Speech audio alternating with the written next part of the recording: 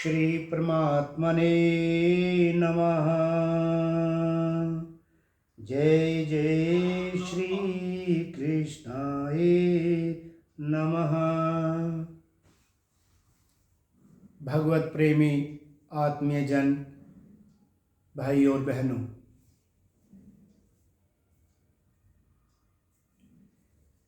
सहज ईश्वर भक्ति योग कार्यक्रम में पिछले सत्संग में भगवान ज्ञानी जन, विद्वान जन और परमात्म पथ पर अग्रसर जनों के लिए कह रहे हैं कि संसार में आसक्ति से ही सहित लेकिन अपने स्वधर्म, अपने कर्तव्य पालन में लगे हुए लोगों को विचलित ना करें।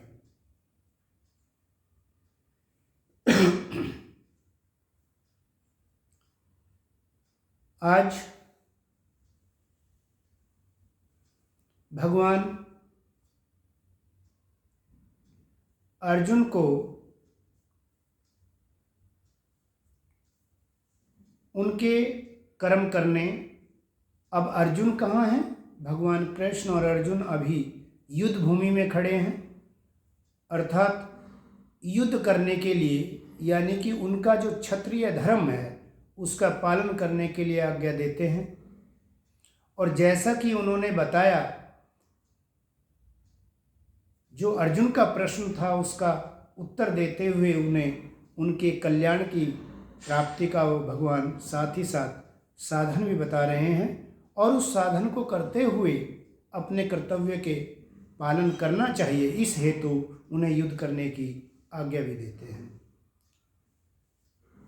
अध्याय 3 श्लोक 30। मयि सर्वाणि कर्माणि संन्यस्य अध्यात्मचेतसा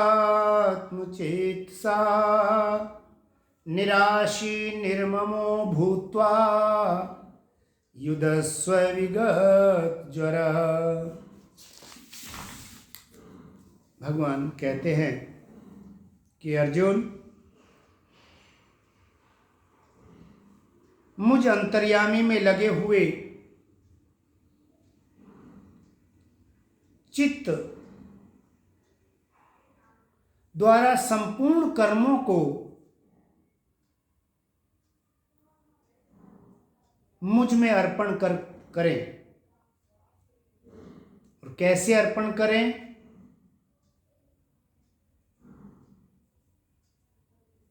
निर्ममो,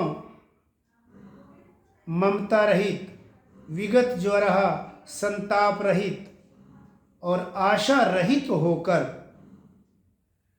संपूर्ण कर्मों का अंतःकरण से, चित्त से मुझ में अर्पण करते हुए युद्ध कर। कहने का भाव यह है कि भगवान ये कहना चाह रहे हैं, जैसा कि अर्जुन का प्रश्न था कि प्रभु मेरे कल्याण के लिए आप कहें, तो अर्जुन को लेके परमात्मा हम मनुष्यों के कल्याण के लिए कर्मों के अर्पण करने की बात भगवान ने पहले भी कही। यहाँ पर भगवान कह रहे हैं कि उस चित्त के द्वारा, अंतःकरण से, कौन से चित्त के द्वारा? जो परमात्मा में निमग्न है, जो परमात्मा से रात और दिन लगा हुआ है, जो चित्त से लगातार परमात्मा का चिंतन करता है, ऐसे परमात्मा के चिंतन से पवित्र हुए अंतःकरण के द्वारा संपूर्ण कर्मों को परमात्मा में अर्पण करने के लिए भगवान कह रहे हैं कि इसे सब कर्मों को, संपूर्ण को पूर्ण चित्त के द्वारा मेरे में अर्पण कर दो। अर्थात भगवान का कहने का तात्पर्य यह है कि बाहर से तो कोई भी साधारण किन्हीं कर्मों को त्याग कर सकता है। कर्मों के त्याग की बात तो भगवान कह ही नहीं रहे हैं। हमें पीछे भगवान ने पूर्ण जोड़ रखा है, ये बताया है कि अपने स्वधर्म का, अपने कर्तव्यों का पालन करना है, आसक्ति रहित होके कर्तव्यों को, धर्म को, पालन को निभाना है। लेकिन भगवान अब यहाँ बिल्कुल स्पष्ट रूप से कह रहे हैं उस चित्त द्वारा, क्योंकि निर्मल चित्त के द्वारा, क्योंकि परमात्मा के लगातार चिंतन में लगा हुआ चित्त पवित्र हो जाता है, उसके द्वारा संपूर्ण कर्मों का त्याग अर्पण करते हुए निमित्त मात्र होकर भगवान परम हितैषी हैं, परम सखा हैं, कल्याणकारक हैं, सर्वे सर्वा हैं, सर्वव्यापी हैं, सब कुछ भगवान का है, सब कुछ भगवान है, ऐसा मानकर श्री भगवान के चरणों में सब कुछ अपने को अर्पण करते हुए कर्मों को करना है और भगवान के निमित्त होकर कार्य करना है।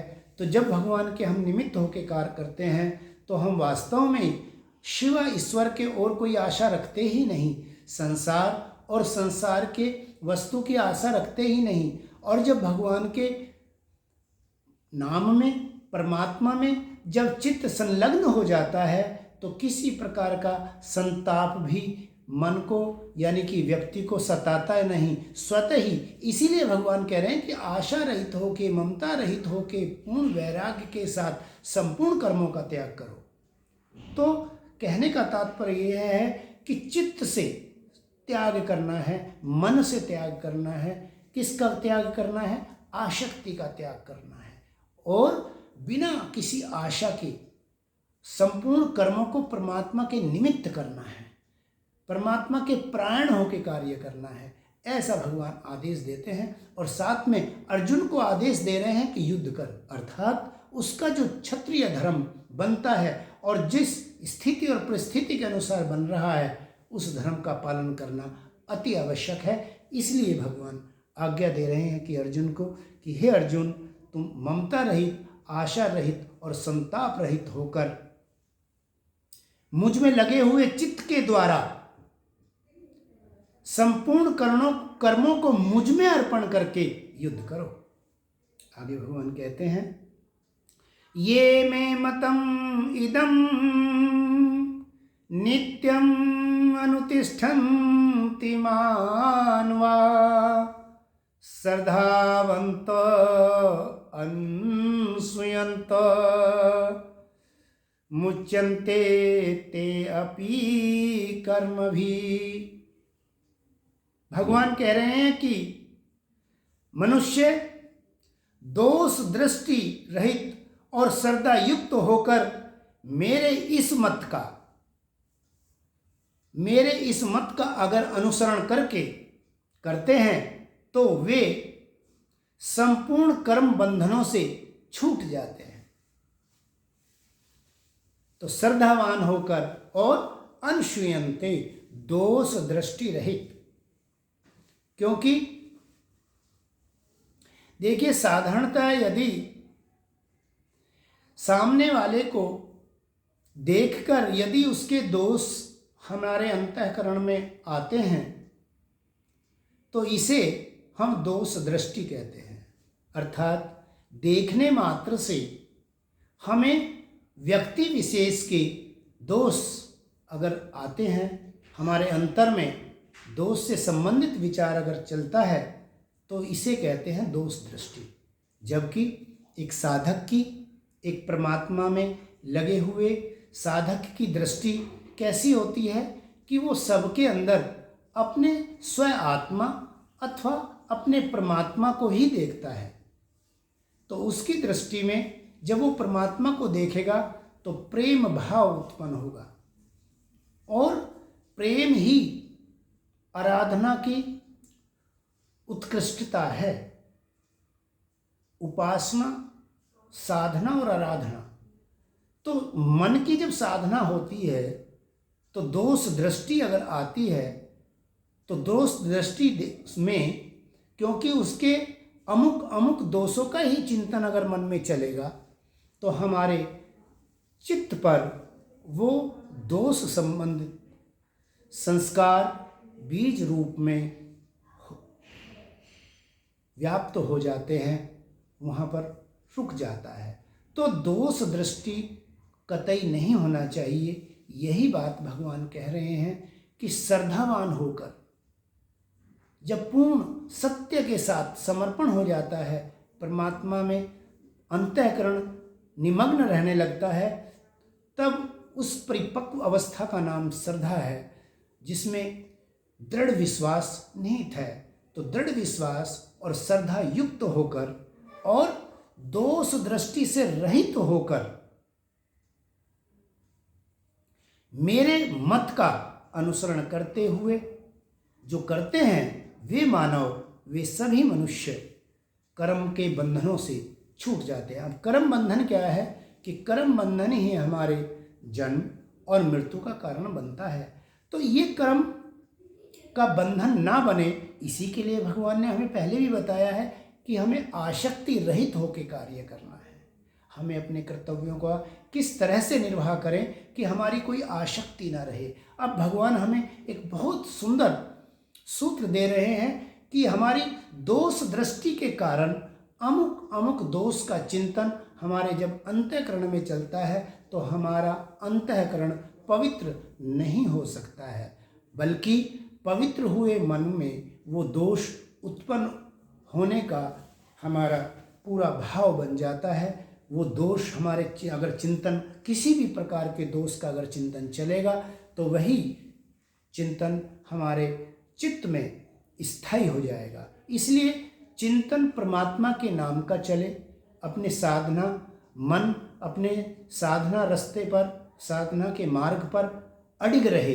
इसलिए दोष दृष्टि नहीं होनी चाहिए। इसीलिए भगवान ये कह रहे हैं कि मेरे जो मत का अनुसरण है, अब भगवान का मत, वो जो भगवान ने अभी बताया, भगवान का जो यानी कि श्रीमत, यानी भगवान का जो मत है वो क्या है? भगवान का मत ये है कि संपूर्ण कर्मों को उस चित्त के द्वारा, जो चित्त मुझ में लगा हुआ है उसके द्वारा मुझे अर्पण कर।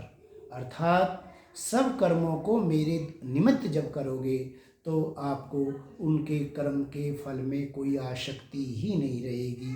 साथ ही परमात्मा के निरंतर चिंतन से हम किसी भी प्रकार के संताप, किसी भी प्रकार की आशा और किसी भी प्रकार की ममता इत्यादि से भी हम परे हो जाएंगे, अर्थात इस दायरे में हम नहीं आएंगे। इसलिए भगवान कह रहे हैं कि मेरे इस मत का, भगवान ने ये हमें मत दिया है, हमें भगवान ने ये आज्ञा दी है, भगवान का ये सूत्र दिया है कि हम अपने चित्त को परमात्मा में लगाए रखें, सदा उनका चिंतन स्मरण चलता रहे और हम अपने सांसारिक कार्यों को निर्वाह को निभाते हुए, कर्तव्यों को करते हुए परमात्मा को अर्पण करते हुए करें। तो ऐसे अगर एक साधक कर रहा है तो उसका कहना ही क्या, लेकिन एक साधारण मनुष्य भी यदि इस प्रकार से जिसकी दोष दृष्टि ना हो, दोष दृष्टि रहित होकर अगर जो व्यक्ति साधारण मनुष्य भी अपने कर्मों का निर्वाह करेगा, अपने कर्मों को करेगा, तो वह भी कर्म बंधन से छूट जाएगा। और जब साधक और परमात्मा के प्रेमी करते हैं तो उनकी तो बात ही क्या है, फिर तो कहने ही क्या है।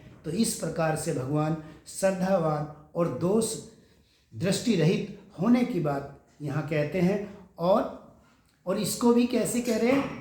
अनुतिष्ठन्ति, अनुष्ठान के रूप में जो मनुष्य करते हैं मेरे इस प्रकार से अनुसरण, वे तो तरेंगे ही तरेंगे, वे तो मुक्त होंगे ही, उन्हें तो परमात्मा की प्राप्ति होगी ही। पर जो साधारण में भी दोष दृष्टि रहित कार्य करते हैं वे भी कर्म बंधन से छूट जाते हैं, मुक्त हो जाते हैं, अर्थात जन्म मरण के चक्र से वो निवृत्त होकर मुक्त हो जाते हैं और परमात्मा को प्राप्त कर लेते हैं। आगे भगवान कह रहे हैं, ये तु एतत् अविश्वयन्तो न अनुतिष्ठन्ति मे मतम् सर्वज्ञान विमूढ़ाः तान विद्धि नष्टान अचेतसा। भगवान कहते हैं तू एतत् अभ्यसुंत, अर्थात अब भगवान क्या कह रहे हैं? भगवान ने पहले आज्ञा दी कि दोष दृष्टि रहित होकर, श्रद्धा युक्त होकर मेरे मत का, मेरे इस कहे हुए जो सूत्र है, भगवान ने जो अपना मत दिया, इसका अनुसरण कर। अब भगवान कह रहे हैं कि जो दोष दृष्टि रखते हैं या जो मुझ में दोषारोपण करते हैं और मुझ में दोष रोपण करते हुए मेरे इस मत के अनुसार नहीं चलते, भगवान कहते हैं कि वे अज्ञानी हैं, वे मूर्ख हैं। इसलिए और वो क्या होगा? वे संपूर्ण ज्ञानों से मोहित होकर, कौन से ज्ञान से? जो जिस प्रकार भी संसार में जो भी उन्होंने सामर्थ्य ज्ञान अर्जन किया है या जो वो परमात्मा का ज्ञान उन्होंने अर्पण किया है, लेकिन अगर वो दोष दृष्टि रखते हैं तो ज्ञानी होने के बावजूद भी, विद्वता होने के बावजूद भी वो क्या होते हैं? विमूढ़ हो जाते हैं, अर्थात वो मोहित हो जाता है, वो ज्ञान में वो मोहित हो जाते हैं। जिस प्रकार से मकड़ी अपने जाले में फंस जाती है, ऐसे ही अगर अपने ज्ञान में और भगवान के इस मत का अनुसरण अगर हम दोष दृष्टि सहित कर रहे हैं तो हम उसी प्रकार से मोहित हो जाते हैं, जबकि मोह से हमें दूर होना चाहिए, लेकिन हम मोहित हो जाते हैं। तो भगवान कह रहे हैं कि ऐसे संपूर्ण ज्ञानों से मोहित होकर उन्हें तुम नष्ट हुआ समझो। तो नष्ट हुआ समझो अर्थात वे इस अपने इस सतमार्ग से गिर जाते हैं, वे इस सतमार्ग से पतित हो जाते हैं, क्योंकि जैसे ही मोह ने उनको घेरा, क्योंकि दोष दृष्टि से, जैसे कि अभी बता रहे हैं कि दोष दृष्टि होने से निश्चित रूप से वो दोष हमारे में आ जाते हैं। इसलिए दोष दृष्टि रहित होना अति अनिवार्य है, ताकि किसी भी प्रकार का दोष का चिंतन हमारे अंतःकरण में न चले, क्योंकि अंतःकरण में किसी को देखने मात्र से अगर उसके संबंधित दोष का चिंतन हमारे चलता है, वही हमारी दोष दृष्टि है। इसलिए भगवान कह रहे हैं कि जो मुझ में दोष देखते हैं, अर्थात इस संसार में एक प्राणी, एक मनुष्य दूसरे मनुष्य में भी अगर दोष दृष्टि रखता है, साधारण में भी, तो दोष दृष्टि का तात्पर्य यही है कि वह अमुक जन के ऐसे कर्म जो कि उचित नहीं है, अनुचित है, जो दोष में है, ऐसे कर्मों का, ऐसे बातों का चिंतन जब हमारे अंतःकरण में चलेगा तो ज्ञान होते हुए भी हमारा मोह पाश में बंध जाना निश्चित है। इसलिए भगवान समझा रहे हैं कि जो मनुष्य मुझ में दोषारोपण करते हुए मेरे मत के अनुसार नहीं चलते, उन मूर्खों को तुम नष्ट हुआ ही समझो, अर्थात वे अपने इस पथ से, साधना पथ से, अपनी उपासना से पतित होने की पूर्ण संभावना होती है, क्योंकि वे ज्ञान होते हुए भी मोहित हो जाते हैं। इसलिए भगवान समझा रहे हैं कि मेरे मत के अनुसार कर्म ना करके, अब मत के अनुसार कर्म ना करके कोई जो दोष दृष्टि रखता हुआ है, आसक्ति रही होत के और काम को करता है, और भगवान जिस प्रकार से समझाया कि ऐसे चित्त जो पवित्र, जो रात और दिन परमात्मा के नाम में ही संलग्न रहता है, निमग्न रहता है, परमात्मा की साधना में लगा हुआ जिसका चित्त है, जिसका अंतःकरण परमात्मा से जुड़ा रहता है, और वो संसार में रहते हुए भी, कार्यरत रहते हुए भी वह उन बंधनों से मुक्त रहता है। लेकिन जो ऐसा नहीं करते हैं और हठपूर्वक भी यदि वे किसी कर्मों का त्याग कर दें, तो भगवान कहते हैं, भगवान आगे समझा रहे हैं कि भाई उसकी भी हानि होना निश्चित है। कैसी हानि? भगवान कहते हैं कि सैदृशम चेष्टे स्वस्या प्रकृतिर्ज्ञानवानपि प्रकृतिं यान्ति भूतानि निग्रह किं करिष्यति। भगवान कहते हैं कि संपूर्ण प्राणी प्रकृति को ही प्राप्त होते हैं, सदृशम चेष्टते, और अपनी प्रकृति और अपने स्वभाव के अनुसार ही संसार में मनुष्य कर्म करता है। इस प्रकार से अपनी प्रकृति के अनुसार चेष्टा करता है। फिर अगर इसमें कोई हट भी करे तो हट क्या करेगा, अर्थात हट का उतना प्रभाव नहीं पड़ता। जैसे साधारण में भी अगर हमने कोई संकल्प किया तो कई बार ऐसा होता है कि वो संकल्प बार बार टूटता है, हम उस संकल्प पे अडिग नहीं रहते। उसका कारण हमारी प्रकृति है। भगवान प्रकृति से मतलब यहाँ नेचर से न लेते हुए, प्रकृति से मतलब है कि जो जन्म जन्मांतर के कर्म हमारे चित्त में संस्कार के रूप में हैं, वो संस्कार हमें बार बार अमुक कर्म करने के लिए प्रेरित करते हैं, और उन कर्मों के अनुसार ही हमारा स्वभाव बन जाता है। जिन कर्मों का हमें अति अभ्यास होता है वे कर्म हमारे संस्कार बन जाते हैं, और जिन संस्कारों का हमें, या जो संस्कार परिपक्व होकर प्रारब्ध हो जाते हैं, जिनका अभी प्रतिफल हमें नहीं प्राप्त हुआ है, तो वो हमारे चित्त में स्थित रहते हैं और जन्म जन्मांतर वो साथ चलते जाते हैं जब तक कि हम उन्हें भुगता न लें। भगवान की भक्ति इसीलिए तो अति आवश्यक है क्योंकि परमात्मा के नाम में ही वो सामर्थ्य है जो इन प्रारब्ध को, इनके तीव्रता को कम कर देता है। और कुछ ऐसे जो आज के कर्म हैं या जो अभी प्रारब्ध नहीं बने हैं, ऐसे संस्कारों को दग्ध कर देते हैं।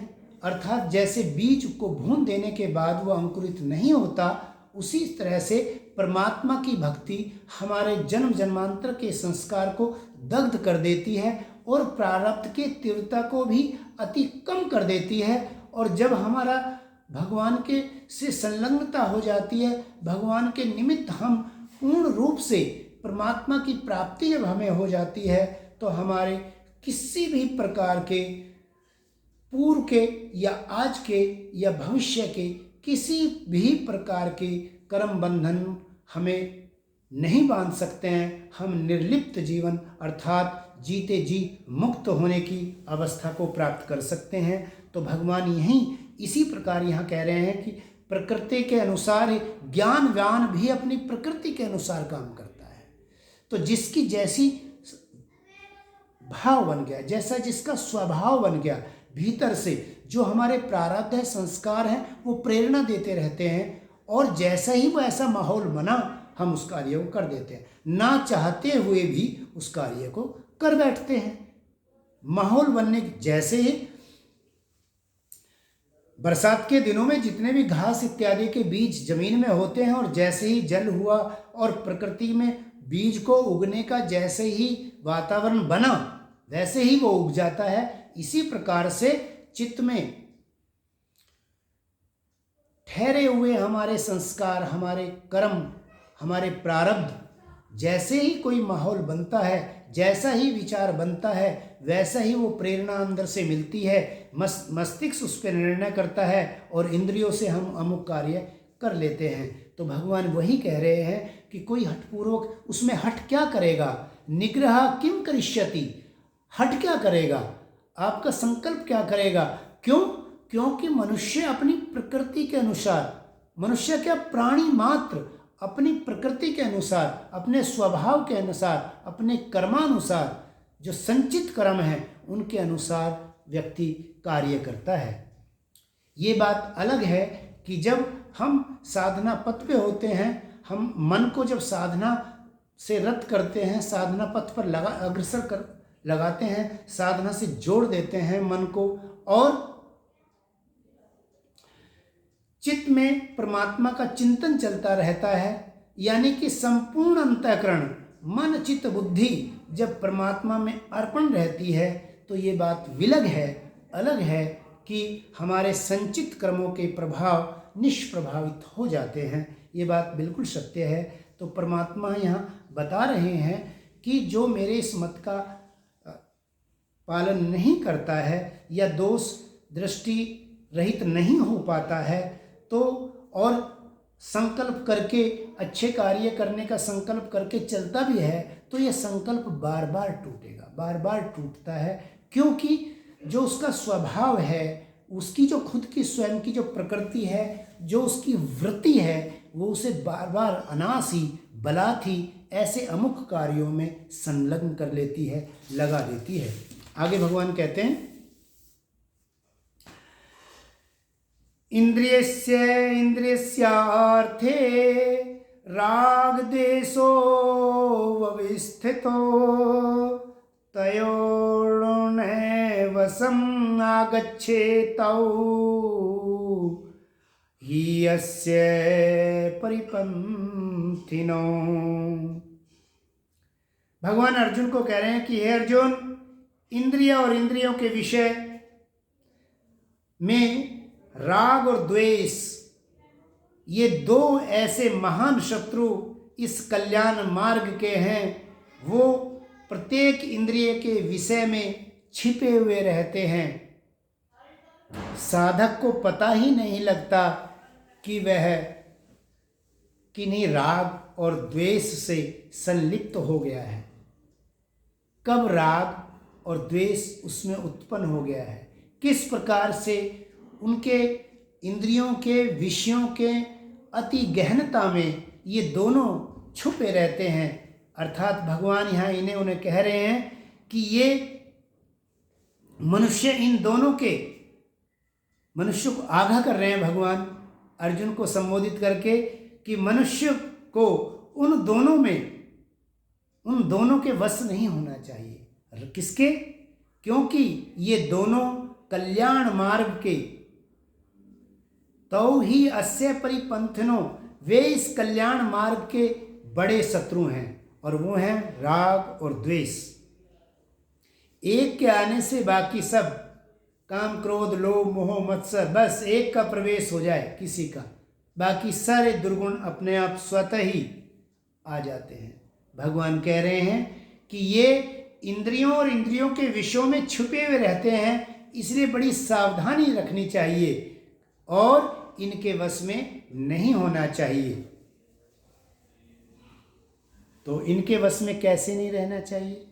इनके वश में नहीं होने का उपाय है कि भगवान के निमित्त होकर अपने कर्तव्यों का पालन करना, मनुष्य के जीवन का निर्वहन करना, इस जीवन को इस प्रकार से जीना कि सब कुछ परमात्मा का है, परमात्मा के लिए है, और परमात्मा जैसा हमसे बरतवा रहे हैं वैसा मैं कर रहा हूँ, तो परमात्मा की आज्ञा में रहना, इस प्रकार से सदा साधना में रत रहने से हम इन दोनों के वश में नहीं हो सकते। हमारे में परमात्मा के नाम में इतना सामर्थ्य है कि वो नाम लेने वाले में इतना सामर्थ्य उत्पन्न हो जाता है कि वह किसी भी प्रकार से राग और द्वेष के वश में नहीं होता। वही भगवान यहाँ समझा रहे हैं कि ये छुपे हुए रहते हैं, इसलिए मनुष्यों को इनके वश में नहीं होना चाहिए। क्योंकि जो हमारे कल्याण के मार्ग में, अर्जुन ने यही पूछा कि जो मेरे कल्याण के लिए हो प्रभु, ऐसा निश्चित हो के बताइए। जो दूसरे अध्याय में कहा था, भगवान अर्जुन के ही कल्याण के लिए पिछले 2 श्लोकों से यही उनके कल्याण के लिए ही अपना मत प्रकट कर रहे हैं, अपना विचार दे रहे हैं और आज्ञा दे रहे हैं भगवान। और वो कह रहे हैं कि इन दोनों के वश में नहीं होना चाहिए, क्योंकि ये कल्याण मार्ग के 2 बड़े महान शत्रु हैं, राग और द्वेष। आगे भगवान समझाते हैं, श्रेयान् स्वधर्म विगुण परधर्म भय परधर्मात् स्व अनुष्ठितात् स्वधर्मे निधम श्रेया परधर्मो भवाय। भगवान कह रहे हैं कि अपने धर्म, चाहे वो गुण रहित ही क्यों ना हो, अपने धर्म से गुणरत ही अपना धर्म श्रेष्ठ है, उत्तम है। और कह रहे हैं कि अपने धर्म में तो मरना भी कल्याणकारक है, परंतु दूसरे का धर्म भय उत्पन्न करने वाला है। भय उत्पन्न करने वाला है अर्थात उसमें हमारी जो दृष्टि है वह पवित्र नहीं रह सकती, वह क्योंकि हमें भय के दर्श उसमें होते हैं, अर्थात दूसरे धर्म का पालन करने से हमारे अंदर भय उत्पन्न करने वाला है। तो किस प्रकार से भय उत्पन्न करना है और कौन से धर्म की भगवान बात कर रहे हैं? धर्म का बड़ा व्यापक अर्थ भगवान ये ले रहे हैं। अध्यात्म की प्राप्ति के लिए किया गया प्रयत्न और उनकी क्रिया मात्र ही धर्म नहीं, अपितु हमारा जैसी स्थिति और परिस्थिति में और हम जहाँ हैं और जो हमारे कर्तव्य बन रहे हैं, चाहे वो हमारे जीविका उपार्जन से संबंधित हो, शरीर के स्वाभाविक कर्म हो, जो भी हमारे अपने कर्म हैं, उन कर्मों को हमें, अपने कर्मों को निश्चित रूप से पूरे मनोयोग से हमें निभाना चाहिए। जो हमारा कर्तव्य है उसको करने की अपेक्षा यदि हम जो हमारे अपने कर्तव्य बनते हैं वो ना करते हुए यदि हमें अलग अलग दूसरे के कर्तव्य करने का हम प्रयास करेंगे, तो भगवान कह रहे हैं कि इससे अव्यवस्था उत्पन्न हो जाती है। और बात भी सही है। वर्णाश्रम में जैसे कि क्षत्रिय का धर्म दुष्टता को खत्म करके दुष्टता का दमन करना है, दुष्टों के अपराध के प्रति उनको दंड देना, समाज में व्यवस्था को स्थापित करना और शत्रु से युद्ध करना है, वैसे ही वैश्य का व्यापार करना है तथा शूद्र का कार्य जो दूसरे सेवा कार्यों को अगर उसको निर्वाह करना है तो सेवा के कार्य है। तो वर्ण के समय में क्या था कि कर्मों को अलग अलग वर्ण व्यवस्था में बांटा गया था। आज भी एक डॉक्टर है, एक इंजीनियर है, तो सबके अपने अपने अलग कर्तव्य हैं। अगर अपने कर्तव्यों में बड़े मनोयोग से और पूरी विद्वता के साथ विद्वता को हासिल करके अगर कर्म करते हैं तो उसमें जो सुव्यवस्था बनती है, उसमें जो उसके अपने धर्म से जो आचरण बनता है, उससे अन्य का भी भला होता है और स्वयं का भी।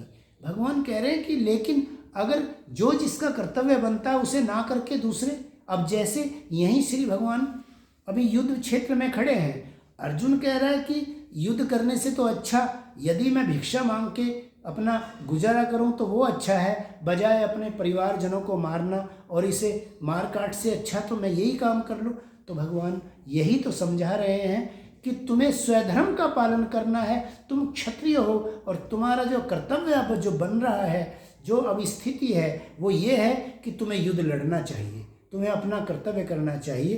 तो भगवान स्वधर्म की यही बात करते हैं कि जो हमारा अपना कर्तव्य रूप धर्म है उसके पालन की बात भगवान कर रहे हैं कि उसका अनुष्ठान करने, उसका अनुपालन करने, उसका मनोयोग से कार्य करने से, चाहे वह दूसरे की तुलनात्मक रूप से कम गुण हो उस कार्य में। जैसे वर्ण व्यवस्था में ब्राह्मण का कार्य में अगर देखा जाए तो उसमें कतई हिंसा नहीं, उसमें अहिंसा की बहुत बहुलता है, हिंसा का कोई उसमें स्थान ही नहीं है। लेकिन जब क्षत्रिय युद्ध लड़ता है तो उसमें हिंसा होना प्रतीत होता है, लेकिन क्योंकि वो क्षत्रिय का धर्म है कि वो दुश्मन का दमन करे, लेकिन एक ब्राह्मण का धर्म है कि वे ज्ञान का अर्जन करे और उस ज्ञान को बांट के समाज की सेवा करे। तो सबको अपने अपने धर्म का पालन करना चाहिए। यही भगवान कह रहे हैं कि जो अपना धर्म चाहे वो अपेक्षाकृत दूसरे की तुलना में गुण रहित भी है तो भी वो अति उत्तम है, अर्थात अपने अपने कर्तव्य का पालन करना चाहिए। इससे हमारे न केवल परिवार समाज बल्कि राष्ट्र में भी व्यवस्था बनती है, सुव्यवस्था बनती है। इसलिए अपने अपने कर्तव्य का पालन करना ही चाहिए, क्योंकि भगवान कह रहे हैं कि अपने कर्तव्यों को छोड़कर जब हम दूसरे कर्तव्य हैं तो उसमें एक तो हमें उतनी निपुणता ही नहीं रहेगी। जो हमारा कर्तव्य है, जिसको हमें करने हैं और जिसका हमने ज्ञान हासिल किया है, जिसको हम कर रहे हैं, उसको छोड़ के जब हम दूसरा कर्म करते हैं तो उसमें उतनी निपुणता भी नहीं रहेगी। तो इसलिए भगवान कह रहे हैं कि वो भय उत्पन्न करने वाला है, क्योंकि उसमें उतनी सफलता प्राप्त नहीं होगी। इसलिए अपने धर्म में तो हमें इनको धर्म को केवल अध्यात्म को प्राप्ति के प्रयत्न तक ही सीमित नहीं रखना चाहिए, अपितु संपूर्ण कर्तव्य सहित अपने धर्म का पालन करना चाहिए। और अपने धर्म में भगवान कह रहे हैं, अगर कारणवश अब युद्ध में अर्जुन खड़े हैं तो अगर प्राण, स्वाभाविक है कि युद्ध में प्राण जाने की पूरी संभावना है, तो भगवान कहते हैं कि अपने धर्म को पालन करते हुए भी यदि प्राण चले भी जाए तो ये कल्याणकारी है, श्रेय है, श्रेष्ठ है। अपितु बजाय दूसरा के कार्य को अपनाने के लिए अर्जुन यहाँ संन्यास होने की बात करते हैं तो भगवान रोकते हैं कि भाई तुम अपना कर्तव्य करो, संन्यास कर्म करना या भिक्षावृत्ति करना तुम्हारा कर्तव्य नहीं है, क्योंकि दूसरा कर्म करने से भय उत्पन्न होता है, अव्यवस्था उत्पन्न होती है और आप अपने सन्मार्ग से पतित होते हैं। तो यही भगवान ने ये समझाया। आगे भगवान कह रहे हैं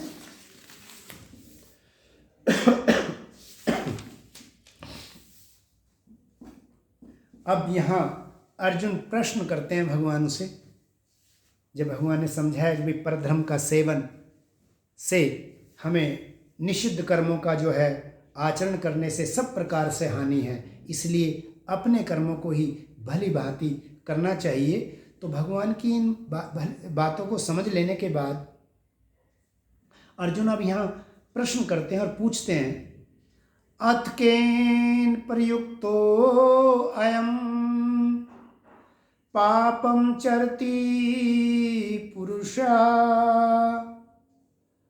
अनिच्छन्नापि वार्ष्णये बलात् इव नियोजितः।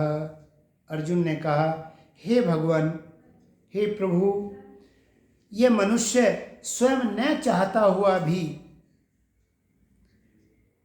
बलात् इव नियोजित है, किस प्रकार से बलात् लगाए हुए की भांति, जैसे किसने दूसरे ने जबरदस्ती लगाए हुए की तरह किस से प्रेरित होकर पाप का आचरण कर बैठता है, अर्थात करता है। भगवान उत्तर देते हैं और कहते हैं, श्री भगवान वाच कामेश क्रोधेश रजोगुण समुद्भव महाशनो महापापंसा विद्येनैनं इहि वैरिणम्। श्री भगवान ने कहा कि हे अर्जुन, रजोगुण से उत्पन्न हुआ यह काम और क्रोध, यह काम ही क्रोध है। रजोगुण समुद्भवा, रजोगुण से उत्पन्न हुआ काम एष क्रोध एष, काम ही क्रोध है, यह बहुत खाने वाला है, अर्थात इसकी पूर्ति नहीं होती। भगवान कह रहे हैं कि भोगों से कभी भी कोई अघाता नहीं, इनकी कोई सीमा नहीं आती। एक के बाद दूसरी इच्छा, दूसरी के बाद तीसरी और तीसरी के बाद चौथी, इस प्रकार से कर्म होता ही रहता है। एक इच्छा पूर्ण के बाद दूसरी और दूसरी के बाद तीसरी, इस प्रकार ये क्रम निरंतर चलता रहता है।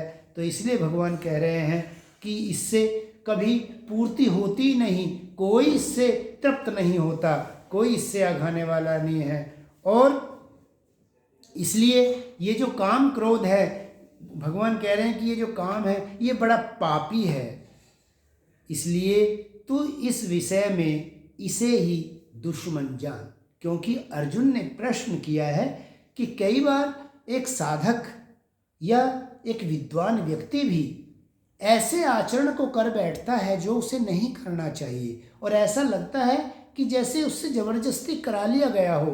तो ये ऐसा क्यों है? तो भगवान ने इस उत्तर में दिया, जैसे इससे पहले भी भगवान ने कहा है कि मनुष्य अपनी प्रकृति के अनुसार बरतता है। जब प्रकृति हावी हो जाती है, जब स्वयं का स्वभाव संकल्प पे हावी हो जाता है, तो संकल्प टूट जाता है और अपने स्वभाव के अनुसार व्यक्ति कर्म कर बैठता है। इसीलिए जो सद्गुरु हैं, जो विद्वान हैं, जो भगवान के भक्त हैं, वह यही तो कहते हैं कि परमात्मा में लगा हुआ व्यक्ति अपने स्वभाव को बदल लेता है, अपने स्वभाव में उसमें स्थिरता ले आता है, और स्थिरता लाके परमात्मा के नाम के प्रभाव से उसकी तीव्रता को खत्म कर देता है और सन्मार्ग पर चलने के योग्य हो जाता है। तो भगवान ने वहाँ भी बताया कि प्रकृति के अनुसार कर रहे हैं। यहाँ फिर दोबारा कह रहे हैं कि ये जो काम है यह महान शत्रु है और बड़ा पापी है, और दूसरे इन इच्छाओं से कभी कोई अघाता भी नहीं है, कोई पूर्ण भी नहीं होता है। इसलिए सावधान करते हुए वो अर्जुन को कह रहे हैं, वो प्रत्येक मानव को, प्रत्येक साधक को कह रहे हैं कि ये जो काम है ये बड़ा भारी वैरी है, शत्रु है। इसलिए सावधान कर रहे हुए भगवान कह रहे हैं कि इस विषय में जो आपने मेरे से पूछा है कि आदमी कैसे इस आचरण में लग जाता है, तो उसमें भगवान कह रहे हैं कि ये अंतःकरण में छुपा हुआ काम है, क्रोध है। ये काम ही तो क्रोध है, ये क्रोध के रूप में उत्पन्न होता है। इसलिए इसे तू बड़ा शत्रु जान, और इसको जब तू वैरी जानेगा तो सावधान हो जा। इस प्रकार से आज का सत्संग, अब इस सत्संग से जो कुछ मुख्य बातें जो इस प्रकार से हैं, एक बार पुनः भगवान ने आज हमें बताया कि चित्त परमात्मा में लगा रहे तथा संपूर्ण कर्मों को परमात्मा को अर्पण करना चाहिए। श्रद्धा से पूर्ण और दोष दृष्टि से रहित होकर हमें अपने कर्तव्यों का पालन करना चाहिए। तीसरे भगवान ने बताया कि हमें भगवान के मत पर अर्थात श्रीमत का पालन करना चाहिए। भगवान कहते हैं कि जो मेरे श्रीमत का पालन नहीं करता वे ज्ञान से भी मोहित और अपने पथ से पतित हो जाते हैं। भगवान ने नष्ट होना उन्हें कहा। साधारणतया मनुष्य अपने कर्मों को संस्कार और के रूप में स्वभाव के अनुसार बरतता है। इसलिए कर्म बंधन से छूटने के उपाय के दो बड़े विघ्न भगवान ने बताए, वो हैं राग और द्वेष। और अब भगवान ने अंत में कहा कि काम भी बहुत बड़ा महान, उसको बहुत बड़ा बताया है, और दुश्मन उसको भगवान ने कहा है कि ये इस विषय में कि वो हमें ज़बरदस्ती हमारे स्वभाव के कार्यों में लगा देता है या ऐसे आचरण कराता है जिन्हें अब हम करना नहीं चाहते। तो उसके लिए सावधानी बरतने के लिए हमें राग और द्वेष पर ध्यान रखना चाहिए। जीवन में धारणा के लिए विचार आज का कि ईश्वर में पूर्ण विश्वास रख समर्पण भाव से अपने कर्तव्य रूप धर्म का पालन करते हुए श्रीमत पर चलना है। एक बार पुनः मैं इस विचार को दोहराता हूँ। ईश्वर में पूर्ण विश्वास रख समर्पण भाव से अपने कर्तव्य रूप धर्म का पालन करते हुए श्रीमत पर चलना है। ये आज के हमें जीवन में धारण करने के लिए विचार। ओम